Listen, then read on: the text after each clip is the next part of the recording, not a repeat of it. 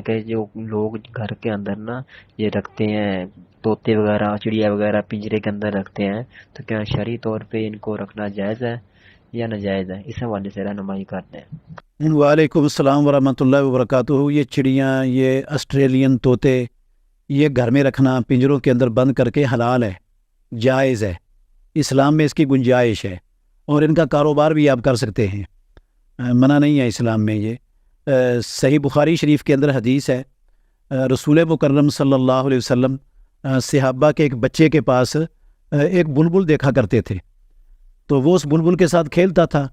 ایک دن رسول مکرم صلی اللہ علیہ وسلم نے اس کے پاس وہ بلبل نہیں دیکھی، تو رسول اللہ صلی اللہ علیہ وسلم نے اس سے پوچھا، یا ابا عمیر ما فعل النغیر، اے ابو عمیر وہ تیری بلبل کا کیا ہوا؟ تو اس نے کہا، اللہ کے نبی وہ مر گئی ہے۔ تو یہ صحابی کا رسول اللہ صلی اللہ علیہ وسلم کے سامنے بلبل کو رکھنا، پالنا، یقیناً بلبل وہ پنجرے کے بغیر تو نہیں رہ سکتی، اس نے رکھی ہوئی تھی اور رسول اللہ صلی اللہ علیہ وسلم دیکھتے تھے، تو اگر اس کو رکھنا جائز نہ ہوتا پنجرے میں تو رسول مکرم صلی اللہ علیہ وسلم کبھی بھی اس پر خاموشی اختیار نہ کرتے، بلکہ اسے آزاد کرنے کا حکم دے دیتے۔ یہ دلیل ہے اس بات کی کہ پرندوں کو پنجروں میں گھر میں رکھا جا سکتا ہے، شرعی طور پر اس میں کوئی